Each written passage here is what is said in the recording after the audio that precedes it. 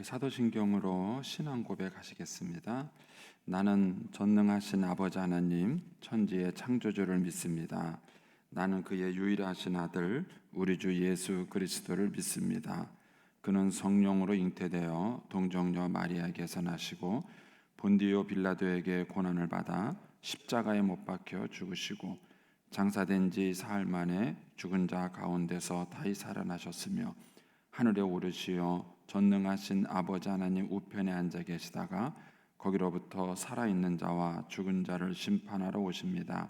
나는 성령을 믿으며 거룩한 공교회와 성도의 교제와 죄를 용서받는 것과 몸의 부활과 영생을 믿습니다. 아멘.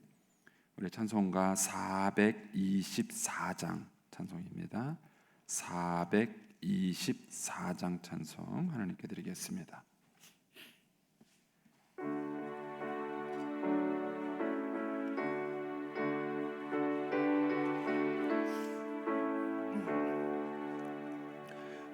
아버지여 나의 마음을 맡아 주관하시고 완악하고 교만한 것 편케 하여 주소서. 온유하고 겸손하여 화평하게 하시고 망령되고 악한 일을 물리치게 하소서. 하나님의 은총 속에 나를 보호하시고 주의 사랑 줄이 되어 나를 메어 주소서.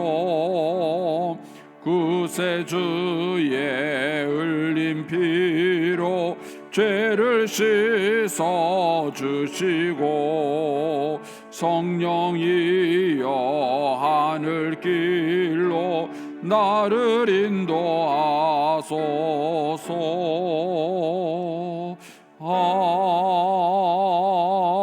아멘. 기도하겠습니다. 좋으신 아버지 하나님, 은혜를 감사합니다.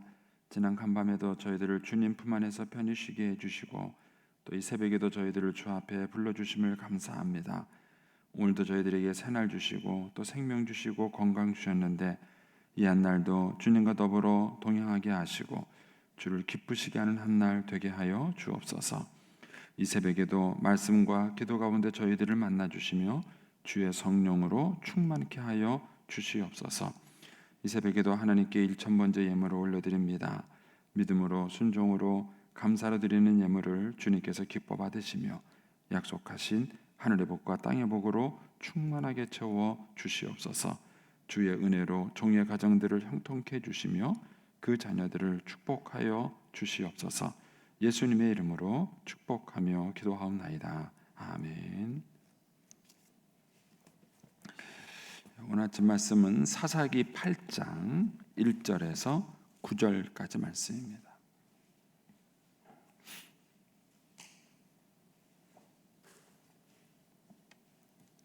사사기 8장 1절에서 9절까지 말씀입니다. 우리 같이 봉독하겠습니다. 에브라임 사람들이 기드온에게 이르되 내가 미디안과 싸우러 갈 때에 우리를 부르지 아니하였으니 우리를 이같이 대접함은 어찌 됨이냐 하고 그와 크게 다투는지라. 기드온이 그들에게 이르되 내가 이제 행할 일이 너희가 한 것에 비교가 되겠느냐. 에브라임의 끝물 포도가 아비에셀의 만물 포도보다 낫지 아니하냐. 하나님이 미디안의 방백 오렙과 스엡을 너희 손에 넘겨주셨으니 내가 한 일이 어찌 능히 너희가 한 것에 비교가 되겠느냐 하니라. 기드온이 이 말을 하매 그때에 그들의 노여움이 풀리니라. 기드온과 그와 함께한 자 300명이 요단강에 이르러 건너고 비록 피곤하나 추격하며 그가 숫곳 사람들에게 이르되 나를 따르는 백성이 피곤하니 청하건대 그들에게 떡덩이를 주라. 나는 미디안 왕들인 세바와 살무나의 뒤를 추격하고 있노라 하니 숫곳의 방백들이 이르되 세바와 살문나의 손이 지금 내 손에 있다는 거냐? 어찌 우리가 내 군대에게 떡을 주겠느냐 하는지라. 기드온이 이르되 그러면 여호와께서 세바와 살문나를 내 손에 넘겨주신 후에 내가 들가시와 찔레로 너희 살을 찢으리라 하고 거기서 분우엘로 올라가서 그들에게도 그같이 구한즉 분우엘 사람들의 대답도 숫곳 사람들의 대답과 같은지라. 기드온이 또 분우엘 사람들에게 말하여 이르되 내가 평안히 돌아올 때에 이 망대를 헐리라 하니라. 아멘. 이 새벽에도 주의 은혜와 축복이 함께 하시기를 축원합니다. 우리 그 송명규 권사님 남편 되시는 이택원 집사님 맞죠? 예, 집사님이 어제 그 화장실에서 쓰러지셨어요. 그래서 권사님한테 연락이 왔는데 아마 이제 그 권사님이 아침에 일어나서 발견을 하셨는데 쓰러진 시점을 잘 모르는 거예요. 그래서 이제 급하게 병원에 가셨습니다. 그래서 이제 지금 응급실에 치료 중에 있는데 상황이 확실히 모르겠어요. 그래서 위에서 기도해 주시고 아마 뇌출혈로 이렇게 쓰러지신 것 같은데 잘 회복이 될 수 있도록 그렇게 기도해 주시면 고맙겠습니다. 그리고 이제 요새 우리 부여 지역에 또 코로나 확진자가 많이 생기는데 이제 주로 대중교통을 이용하는 분들 속에서 이제 전파되는 것 같아요. 그래서 어디 다니실 때 마스크 잘 쓰시고 조심하시고요. 이제 저희 교육자들도 좀 상황 파악을 잘 하고 있습니다. 해서 여기에 맞게 적절하게 대처를 하기 위해서 저희들 여러 가지로 좀 준비하고 있는데 어쨌든 이렇게 가능하면 안 다니시는 게 좋겠고요. 예, 사람들이 많은 곳에 가실 때 마스크 착용 잘 하시고 해서 이제 조심하실 수 있도록 당분간은 좀 신경을 쓰시면 좋을 것 같습니다. 자, 오늘 사사기 8장 이제 1절에서 9절 내용의 말씀입니다. 이런 본문들을 좀 이해하기가 좀 쉽지 않은 본문인데, 요 내용들을 이제 잘 이해하시려면은 좀 지리도 좀 아셔야 되고, 좀 여러 가지 그 여건과 환경을 좀 아셔야 잘 이해가 되는 본문이에요. 제가 이제 여러분들에게 지도를 보여드리고 설명을 해야 이게 쉬운데. 이 새벽기도가 이제 유튜브에 제가 방송이 나가는데 이게 저작권 문제가 자꾸 시비가 돼요. 그래서 요즘은 이제 유튜브에 자꾸 올리면 이제 음원도 저작권의 문제고 폰트 글씨체도 저작권 문제에 걸리고 이제 뭐 그림을 우리가 이제 인용하는 것도 저작권 문제에 걸려요. 그런데 이제 이걸 시간을 다 들이기에는 제가 좀 부족합니다. 그러니까 여러분 제가 지난 그 통성경 할 때도 어쩔 수 없이 제가 여러분에 보여드리기도 하다 보니까 그 지도를 제가 그려요.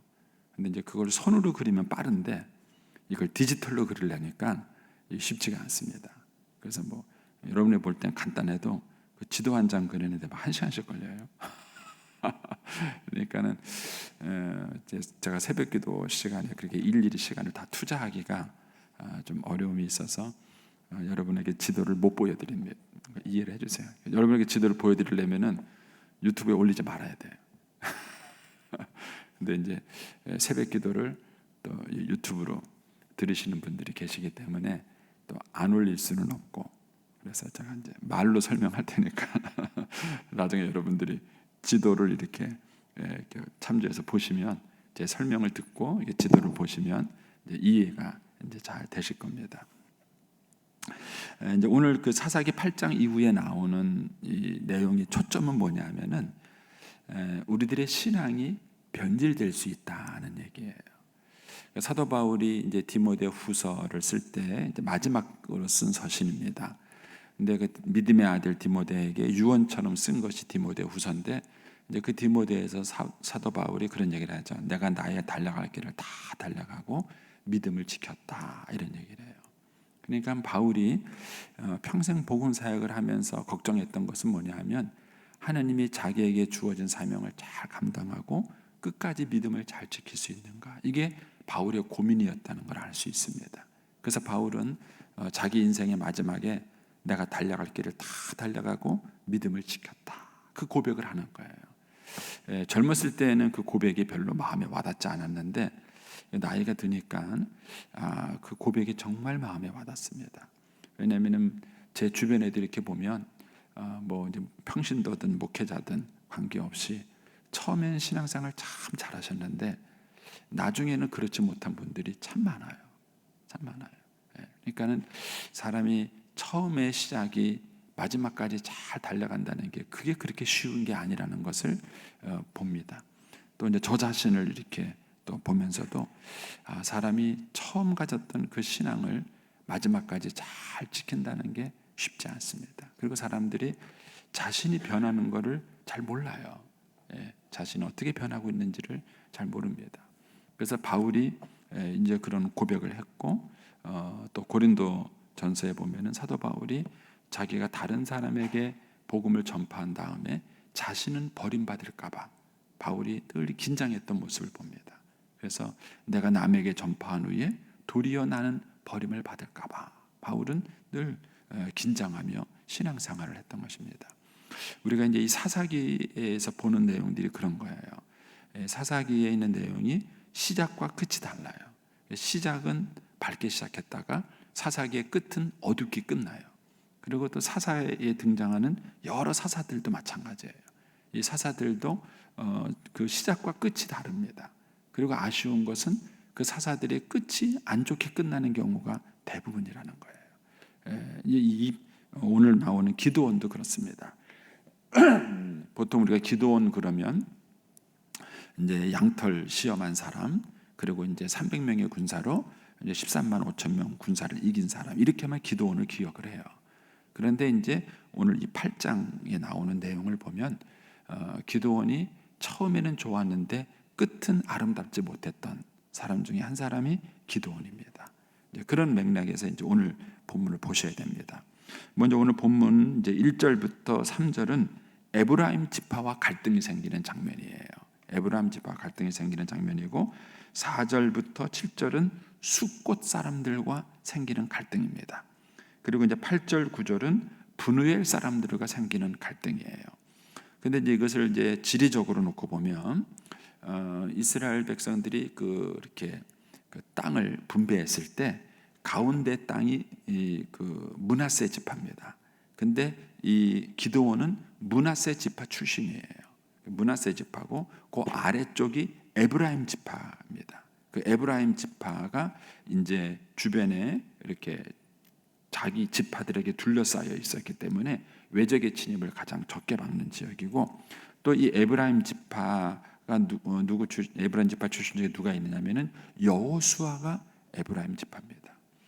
그러다 보니까는 이 여호수아의 주도적에 의해서 그 가나안 땅 정복에 혁혁한 공로를 세웠기 때문에 이 에브라임 지파가 약간의 특권 의식이 있는 거예요.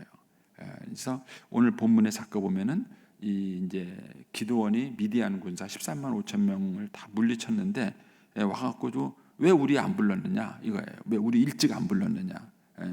중간에 이제 이 에브라임 지파가 이 전쟁에 참여를 한 겁니다. 근데 이제 전쟁이 다 끝나고 나니까 이제 문제가 생긴 거예요. 왜 우리 안 불렀느냐, 왜 우리 푸대접했느냐 이런 거죠. 이제 교회 안에서도 생기는 많은 갈등들이 그거예요. 결국은 왜 나 무시했느냐 그거예요. 교회에서 일을 해보니까는요, 미리 의논하면은 말썽이 없어요. 그런데 어떻게 하다가 의논이 안 되고 일이 먼저 진행이 되면은요, 늦게 알았다는 이유로 시비를 걸어요. 왜 나 무시했느냐는 거예요. 참 어려워요. 교회가 참 어렵습니다. 그래서 그렇게 그런 느낌을 주지 않으려고 막 사전에 의논을 열심히 했는데, 이 사람의 일이라는 게 또 그렇잖아요. 열심히 한다고 해도 빠지는 경우가 생기는 거예요. 그러면은 그런 사람이 있어요. 왜 나하고 의논 미리 안 했느냐? 왜 나한테는 얘기 안 했느냐는 거예요. 자기 무시했다 이거예요. 자기 무시했다. 근데 뒤집어 놓고 보면은 저도 그런 감정이 있더라고요. 저도 이제 뭐 지방에서 무슨 일을 하고 뭐 이런 일이 있을 때 저한테 어떤 모르는 일이 진행이 되고 뭐 뒤늦게 뭐 이런 일이 있을 때 보면은 무시당하는 느낌이 저도 있는 거예요. 그래서 이봐라, 이 사람들이 나를 무시하나? 이런 마음이, 저도 입장을 뒤집어 놓고 보면은 저도 그런 마음이 생기더라고요. 그러니까 이게 인간에 갖고 있는 이 죄성이라는 게 참 사악한 거예요. 그러니까 이 에브라임 지파가 왜 나한테는 미리 얘기 안 했느냐고 시비를 걸어요. 근데 이 시비가 여기만 나오는 게 아닙니다. 나중에 이제 사사기 12장에 가면은 입다가 전쟁을 일으켜서 똑같은 일을 또 에브라임 지파가 또 해요. 입다한테 왜 전쟁 나갈 때 우리 안 불렀느냐 이런 시비를 또 입다에게도 꼭 걸어요. 그러니까는 인간 안에는 그런 마음이 있는 거예요. 그러니까 자기를 드러내고 자기가 인정받아야 되는 이런 마음이 꼭 있고, 그리고 그것에 대해서 인정받지 못하고 무시당하면은 화를 내는 거예요. 화를 내는 거예요. 이런 일들이 우리 인생사에 참 다반사로 일어납니다. 근데 이 에브라임 지파가 이제 이렇게 이제 전쟁이 다 끝난 다음에 이제 시비를 거는 거예요. 기드온한테 너 왜 우리한테 말하지 않았느냐 이렇게 시비를 걸어요. 근데 여기서는 기드온이 지혜롭게 잘 대처합니다. 그러니까 이 사람들의 마음을 잘 달래주는 것이죠. 2절에 가면 기드온이 그들에게 이르되 내가 이제 행한 것이 너희가 한 것과 비교가 되겠느냐. 에브라임의 끝물 포도가 아비에셀의 만물 포도보다 낫지 않냐 이거예요. 그러니까는 에브라임 지파가 끝물 포도라는 얘기는 늦게 참여, 이 전쟁에 늦게 참여했다는 거죠. 근데 늦게 참여해서 이룬 업적이 여기 말하는 아비에셀은 뭐죠? 기드온 가문의 이름이에요. 므낫세 지파에 아비에셀이 있고 아비에셀 밑에 요아스가 있고 요아스 밑에 기드온이 있죠. 그러니까는 이제 그 아비에셀 가문이니까 자기를 두고 하는 얘기예요. 그러니까는 아비에셀의 만물 포도보다 낫지 아니하냐. 그러니까 만물 포도라는 얘기는 제일 먼저 전쟁에 참여한 걸 말하는 것이죠. 그러니까 우리가 한 것보다 네가 한 것이 더 크다 이렇게 인정을 해준 거예요. 이제 그 기드온이. 그러니까 이제 3절에 또 이렇게 또 말하죠. 하나님이 미디안의 방백 오엡과 스엡을 너희 손에 넘겨주지 않았느냐. 그러니까 이 오엡과 스엡은 미디안 방백의 장군인 것 같아요. 요즘으로 말하면은 국방부 장관쯤 되거나 합참의장쯤 되는 사람입니다. 그러니까 이제 이 오엡과 스엡을 잡는데 에브라임 지파가 공로를 세운 거예요. 근데 그 얘기를 들어서 이제 얘기하면서 그것이 하나님이 너한테 승리를 준 것이 아니냐. 그러면서 내가 한 일이 능히 너희가 한 것과 비교가 되겠느냐. 참 이런 칭찬 꼭 듣고 싶으세요? 근데 듣고 싶어요. 그게 참 인간이에요. 이런 칭찬. 그러니까 이제 기드온이 이제 축혀 세워주는 거예요. 에브라임 지파. 내가 한 것과 너가 한 것이 어떻게 비교가 되겠느냐. 당신이 한 것은 큰 일이고 우리가 한 것은 작다. 하면서 이제 막 에브라임 지파를 축혀 세우니까 그 다음 말이 재밌잖아요. 3절 끝부분에 가면은 기드온이 이 말을 하매 그때 그들의 노염이 뭐라고요? 풀리니라. 참 어려워요. 이게 참 인생사가 어렵습니다. 근데 이걸 보면은 기드온이 참 지혜롭게 잘 대처했어요. 근데 이제 이게 참 아쉽긴 하지만 인간이 갖고 있는 약점이에요. 우리도 실수하는 거고 다른 사람도 실수하는 거고 그런 일이 있는 것이죠. 이런 일이 없으면 제일 좋겠고 이런 일이 없으면 제일 좋겠고, 그러나 이런 일이 생겼을 때에 우리가 어떻게 참 지혜롭게 하느냐, 말을 어떻게 하느냐에 따라서 이제 상대방이 달라지는 것이죠. 우리가 이제 뭐 9월달 되면 또 명절을 맞이해서 뭐 이렇게 가족들이 모이겠지만은 가족들 사이에 생기는 것들도 다 그런 거예요. 이런 문제. 근데 이제 말 한마디로 천냥빚 갚는다고 어떻게 말을 하고 또 상대방을 세워주고 이렇게 하느냐에 따라서 이제 분쟁이 달라지는 것이죠. 여기 보면은 여기서는 기드온이 잘했어요. 기드온이 이제 이 에브라임 지파의 갈등을 잘해서 이제 이 문제를 해결하는 그런 내용을 여기서 이제 볼 수 있습니다. 이제 그 다음에 이제 4절부터 7절에 가면은 숫곳 사람들과의 갈등이 생겨요. 근데 이거는 이제 기드온이 13만 5천 명의 군대를 싸워서 물리쳤지만은 그 중에서 15,000명의 군대가 살아남아서 도망간 거예요. 이제 강 건너 요단강 건너 도망을 갔는데 이제 그 15,000명을 끝까지 쫓아가기 위해서 따라간 겁니다. 이제 따라갔는데 이제 그 따라가는 과정에서 계속 전쟁을 치르고 이어서 따라가니까 힘들었던 것이죠. 그래서 이제 숫곳 사람들한테 이제 양식을 좀 구합니다. 우리가 이제 지쳐 있으니까 양식을 좀 달라. 그런데 이 숫곳 사람들이 거절을 해요.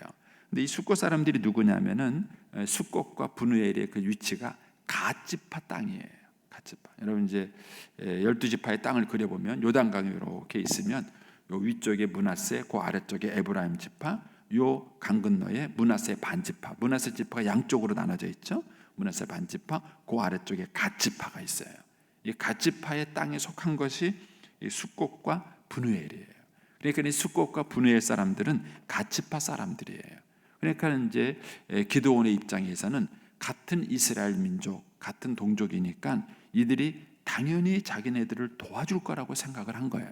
그래서 이제 도와달라 이렇게 얘기를 했는데 이 사람들이 거절한 것입니다.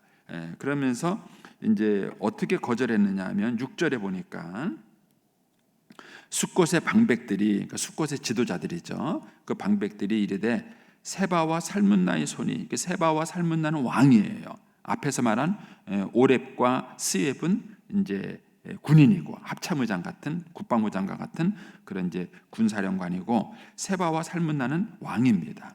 그러니까 이제 이 세바와 살문나의 손이 지금 내 손에 있다는 거냐? 어찌 우리가 내 군대에게 떡을 주겠느냐? 이런 얘기를 해요. 브누엘 지파도 똑같은 말로 대답을 해요. 이게 무슨 얘기냐면은 이 당시에 이스라엘 지파의 군사력은 약했고 이 미디안 그다음에 동방 사람들, 아말렉 사람들, 이 연합 지파의 사람들이 훨씬 더 우세한 군사력을 갖고 있었던 거예요.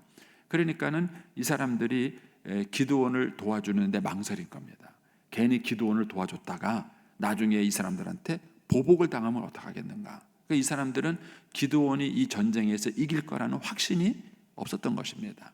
그러니까는 이제 이런 얘기를 한 거예요. 삶은 뭐죠? 이렇게 세바와 살문나의 손이, 세바와 살문나가 너희들이 잡혔느냐? 이 전쟁이 끝난 게 아니라는 거죠. 그러니까 우리는 너희들 도와줄 수가 없다. 이렇게 얘기를 합니다. 그런데 이 거절에 대한 기드온의 반응이에요. 여기에다가 기드온이 어떻게 반응을 하느냐면은 7절에 가니까 이렇게 말하죠. 기드온이 이르되 그러면 여호와께서 세바와 살문나를 내 손에 넘겨주신 후에 내가 들가시와 찔레로 너희 살을 찢으리라. 그러니까는 굉장히 여기서는 감정적으로 반응을 해요. 안 도와줘? 좋아. 그러면은 내가 전쟁에서 이기고 돌아와서 그때 두고 보자. 내가 가만히 안 두겠다. 이렇게 이제 아주 굉장히 감정 섞인 얘기를 하는 것입니다. 그리고 이제 8절 9절에 가서도 마찬가지예요. 브누엘의 사람이 또 도움을 거절하니까 9절에 가니까 기드온이 또 브누엘 사람에게 말해 이르되 내가 평안히 돌아올 때에 이 망대를 헐어버리겠다. 이런 얘기. 이거는 굉장히 그 기드온이 감정 섞인 반응을 하는 것입니다. 내일 또 묵상하겠지만은 결국은 이대로 해요. 세바와 살문나를 이기고 돌아오는 이 과정에서 숫곳과 브누엘 사람들에게 이 기드온이 복수를 합니다. 굉장히 감정적 복수를 합니다. 그런데 이게 그렇게까지 복수할 일인가 하는 거예요. 그러니까 아까 에브라임 지파한테는 굉장히 그 겸손하게 잘 대했던 기드온이 이 숫곳과 브누엘 사람에 대해서는 굉장히 감정적인 대처를 했다는 것을 여기서 보게 되는 거예요. 이 부분에 대해서 이제 여러 가지 이제 학자들의 의견과 해석이 있습니다. 저는 이제 본문 설명을 잘 드렸으니까 여러분들이 묵상을 한번 해보세요. 왜 이 성경에 이런 내용이 기록이 됐을까? 그리고 이 내용을 통해서 하나님이 우리에게 말씀해 주시는 내용은 어떤 것인가 하는 것을 여러분들이 한번 묵상을 해보십시오. 제가 이제 몇 가지 가이드만 드리면, 첫 번째는 이제 이제 사사들의 특징이 뭐냐면은 하나님의 은혜로 그들이 전쟁에서 승리하고 난 다음에 그들이 변질되는 거예요. 변질되는 겁니다. 그래서 우리가 신앙이 낮은 자리에 있다와 높은 자리에 있을 때가 다른 거예요. 그래서 항상 신앙은 언제 타락하느냐? 교만해서 타락하는 거예요. 있을 때 타락하는 거예요. 그래서 우리가 신앙을 어려운 것이 뭐냐면은 하나님의 은혜로 내가 신앙의 축복과 은총을 받았을 때가 더 어려운 거예요. 아주 신앙생활은 훨씬 더 어려운 것입니다. 제가 이제 큐티 1,000번째를 한 적이 있었어요. 딱 한 번 했습니다. 큐티를 이제 1000일 동안 이제 큐티를 계속 하는 거예요. 하는데 이게 하다가 이제 빼먹잖아요. 그러면 이제 원위치예요. 원위치입니다. 뭐 이제 한 30일 빼먹지 않고 큐티를 잘 했는데 31일째 빼먹었어요. 그럼 어떻게 합니까? 다시 1일부터 다시 시작해야 돼요. 1일부터 다시 시작해야 돼요. 근데 이게요, 한 이제 200일까지는요, 그런 대로 괜찮더라고요. 왜냐면은 200일까지 했는데 201일 날 빼먹었어요. 그럼 어떻게 되죠? 이게 뒤로 가서 뭐 하는 거예요. 거기까지는 그래도 괜찮겠더라고요. 그런데 이게요, 800일 넘어가니까는요, 긴장이 팍 되는 거예요. 이 800일까지 했다가 801일째 빼먹으면 어떻게 된 거예요? 800일이 날아가는 거예요. 날아가고 1일부터 다시 하는 거예요. 이게 막 그게 억울해가지고 이거 어떻게 해요? 그러니까는 똑같은 하루인데 매일매일 하는 똑같은 하루인데 이게 이제 앞부분에서의 하루와 뒷부분에서의 하루가 완전히 다른 거예요. 완전히 다른 거예요. 그러니까 뒤로 가면 갈수록 더 긴장이 되는 거예요. 제 마음을 모르시겠어요? 한번 해보세요. 해보시면 이제 제 마음을 아실 겁니다. 그래가지고 한번 해보니까는 이게 똑같은 하루인데 앞부분의 하루와 뒷부분의 하루가 달라요. 근데 그거를 제가 몇 번 실패했어요. 몇 번 실패해도 다시 하고 이렇게 하다가 그거 하면서 은혜 받은 게 그거예요. 아, 인생이 그렇구나. 이 20, 30대의 하루와 이게 60, 70대의 하루는 다른 거예요. 젊은 시절에 뭐 잘못하고 실수하면은요, 그래도 이렇게 실수처럼 넘어갈 수 있어요. 근데 나이 들어서의 실수는요, 단순한 실수로 넘어가기가 쉽지 않은 거예요. 그러니까 인생 살이가 어려운 게 뭐냐면 우리 어르신들이 더 힘든 거예요. 젊은이들보다 인생 살이를 많이 하시고 특별히 신앙생활을 잘 해서 이게 믿음 생활을 잘 해온 분일수록 남은 노년의 삶이 더 쉽지 않은 거예요. 더 쉽지 않은 거예요. 그래서 우리가 우리 주변에 있는 그런 이제 믿음의 선배들을 여러분들이 잘 도와주셔야 돼요. 그분들이 달려왔던 믿음의 길을 끝까지 잘 완주할 수 있도록 그분들이 중간에 실족하거나 낙심하지 않고 믿음 생활을 잘 할 수 있도록 잘 격려하고 세워줘야 합니다. 근데 이제 마귀는 자꾸 그걸 뒤에서 비난하려고 그러죠. 자꾸 뒤에서 비난하고 흠을 잡고 자꾸 넘어뜨리려고 하는 거예요. 근데 우리가 그런 분들이 믿음 생활을 끝까지 잘할 수 있도록 도우는 것이 필요하다. 그 다음에 이 기드온에서 또 하나 배우는 것은 뭐냐 하면은 어쨌든 기드온이 전쟁에서 이기고 나니까 기드온의 주가가 쫙 올라간 거예요. 그런데 이 하나님이 기드온에게 주신 축복, 이 권력을 이 타락이 어떻게 됐냐면은 권력을 사유화시키는 거예요. 이것이 가장 큰 타락이에요. 하나님께서 은혜와 축복을 주셨을 때 그 축복을 개인화시켜 버리는 겁니다. 근데 하나님이 그런 권력을 주신 이유는 뭐냐 하면은 하나님 나라를 위해서 일하는 권력의 공공성이에요. 권력의 공공성. 근데 어느 나라든지 타락하는 것은 뭐냐면은 이 권력의 공공성이 권력의 사유화로 바뀌는 거예요. 그렇게 됐을 때 그것이 타락하게 되는 것입니다. 근데 이것은 늘상 우리들에게 일어나는 거예요. 그래서 하나님이 나에게 물질의 축복을 주시든 어쨌든 실제 무슨 세상적인 어떤 그런 권력을 주시든 또 하나님이 나에게 어떤 능력과 은혜를 주시든 간에 우리가 항상 기억해야 될 것은 뭐냐면은 그것이 갖고 있는 공공성을 기억을 해야 돼요. 공공성.